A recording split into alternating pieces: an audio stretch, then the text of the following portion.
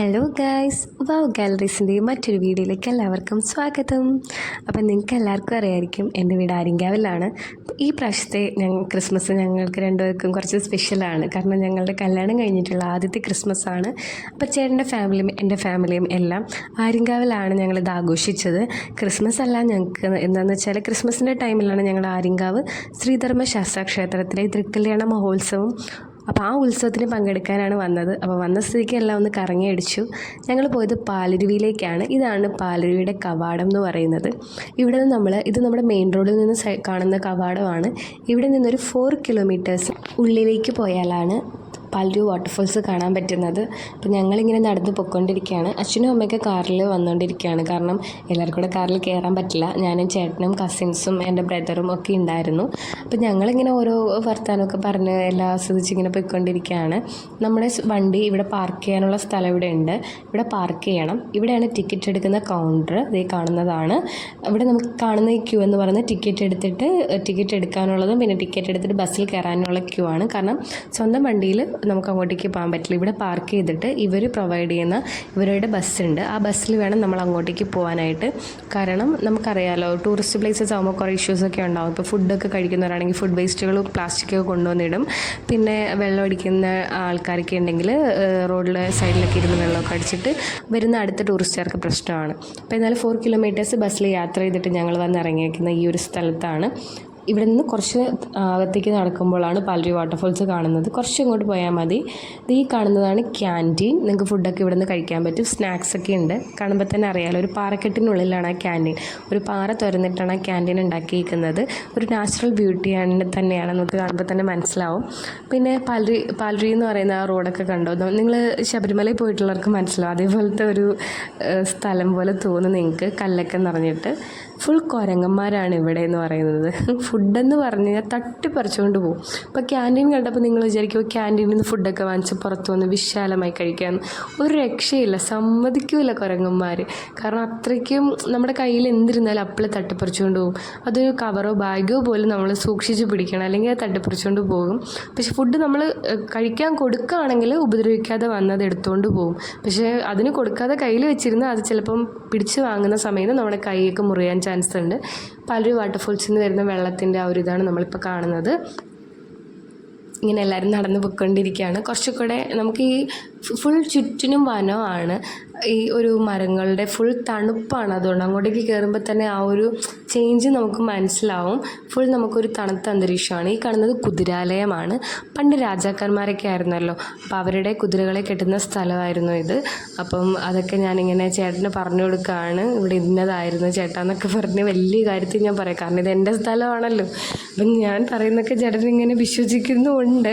ഇങ്ങനെ ഓരോ കഥകളൊക്കെ ഞാൻ പറഞ്ഞു കൊടുക്കുകയാണ്. എന്നിട്ട് ചേട്ടനെയും കൊണ്ട് നമുക്കൊരു വല്ലാത്തൊരു സന്തോഷമല്ലേ, നമ്മൾ കളിച്ച് കളഞ്ഞ സ്ഥലത്തേക്ക് നമ്മളുടെ കല്യാണം കഴിഞ്ഞ് ആ വീട്ടിലുള്ളവരെ കൊണ്ടുവന്ന് എല്ലാ സ്ഥലവും കാണിക്കുക, നമ്മുടെ ഹസ്ബൻഡിനോടൊപ്പം വരിക എന്നൊക്കെ പറയുന്നത് ശരിക്കും ഒരു വല്ലാത്തൊരു സന്തോഷം തന്നെയാണ്. കാരണം ഇവിടെയൊക്കെ ഞാൻ കുറച്ച് നേരം വെള്ളത്തിൽ കിടന്നിട്ട് വരാമെന്നൊക്കെ പറഞ്ഞ് ഫ്രണ്ട്സും കസിൻസൊക്കെ ആയിട്ട് പോകുന്ന സ്ഥലമാണ്.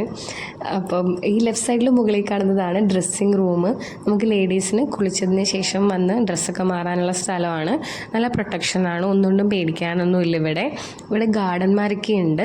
ഈ ഗാർഡന്മാരുള്ളതുകൊണ്ട് തന്നെ നമുക്കിപ്പം എവിടെയെങ്കിലും കുഴിയുള്ള ഭാഗമൊക്കെ ആണെങ്കിൽ അവർ പറഞ്ഞൊക്കെ തരും. പിന്നെ ഇവിടെ 1 അവർ ടൈമാണ് നമുക്ക് തരുന്നത്. ടൂറിസ്റ്റുകാർക്ക് 1 അവർ ടൈമാണ് ഇവിടെ ഫുൾ എൻജോയ് ചെയ്യാൻ കിട്ടുന്ന ഒരു ടൈം എന്ന് പറയുന്നത്.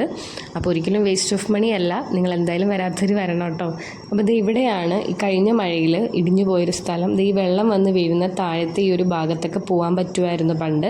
പക്ഷേ ഇപ്പോൾ അവിടെ കണ്ടോ, അവിടെയെല്ലാം ഇടിഞ്ഞു പൊളിഞ്ഞ് കിടക്കണം. അത്രയ്ക്കും വെള്ളമാണ് ആ മഴയിൽ വന്നത്. അതെന്തായാലും പണി നടക്കുന്നുണ്ട്, പെട്ടെന്ന് തന്നെ അത് റെഡിയാവും.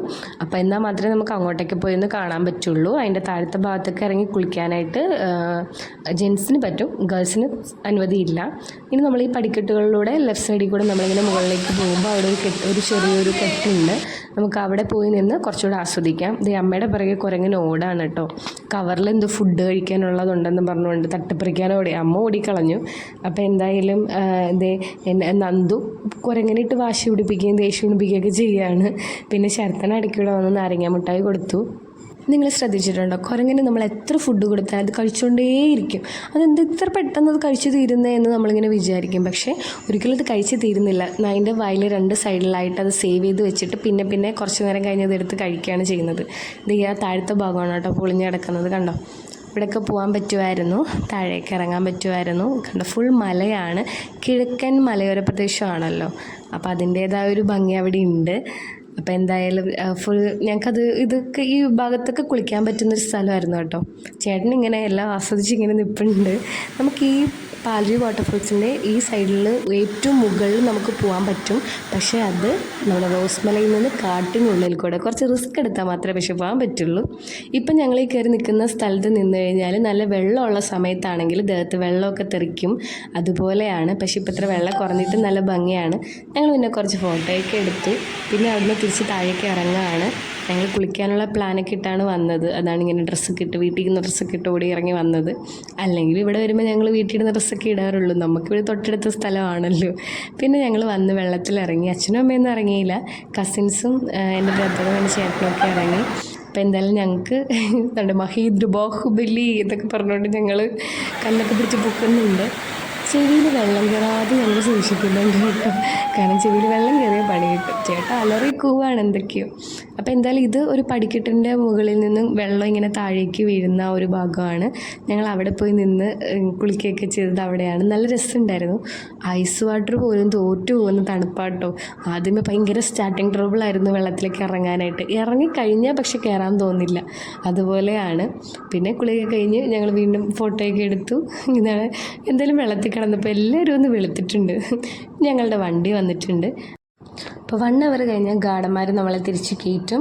അത് കഴിഞ്ഞിട്ട് അവിടെ ഒരു ക്യൂവിൽ നമ്മൾ വന്നിങ്ങനെ നിൽക്കണം. അതിനുശേഷം ഈ വണ്ടി വരുന്നതനുസരിച്ച് ക്യൂവിൽ നിൽക്കുന്ന അനുസരിച്ച് നമ്മൾ വണ്ടിയിൽ കയറി വേണം പോകാനായിട്ട്. ആ വണ്ടിയിൽ ആൾ നിറഞ്ഞു കഴിഞ്ഞാൽ അടുത്ത വണ്ടി വരുന്നത് വരെ വെയിറ്റ് ചെയ്യേണ്ടി വരും. ഒത്തിരി നേരമൊന്നും വെയിറ്റ് ചെയ്യേണ്ടി വരത്തില്ല, കാരണം ഒരുപാട് വണ്ടികളുണ്ട് അവിടെ, വന്നുകൊണ്ടേയിരിക്കും. ഒന്ന് പോകുമ്പോൾ തന്നെ അടുത്തത് വന്നുകൊണ്ടേയിരിക്കും. കുരങ്ങന്മാരൊക്കെ അവിടെ താഴെ ചാടി നടപ്പുണ്ട്. അപ്പം തെന്മല ഇക്കോ ടൂറിസം ആണ് കേട്ടോ. അപ്പോൾ എന്തായാലും ഞങ്ങളിങ്ങനെ ബസ്സിലേക്ക് കയറുന്നുണ്ട്. എന്തായാലും ഫ്രണ്ട് സീറ്റിൽ തന്നെ ചേട്ടനെ ഇരുത്താൻ പറ്റി. ഞാൻ ആദ്യമേ കയറി സീറ്റ് പിടിച്ചു കേട്ടോ ഫ്രണ്ടിൽ.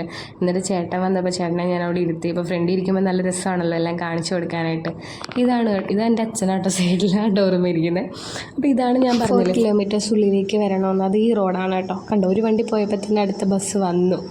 അപ്പോൾ എന്തായാലും ഇവിടേക്ക് KSRTC ബസ്സും വരും കേട്ടോ. KSRTC ബസ്സും ട്രിപ്പ് അടിക്കും. പിന്നെ ഉല്ലാസയാത്ര, അതെല്ലാം ഇതിങ്ങോട്ടേക്ക് എൻട്രി ഉണ്ട്. ഇതാണ് വഴി. ഫുൾ കണ്ടോ, കാടും ഒരു മരവും ഫുള്ളെല്ലാം നല്ലൊരു തണുത്ത അന്തരീക്ഷമാണ് കേട്ടോ, നല്ല രസമാണ്.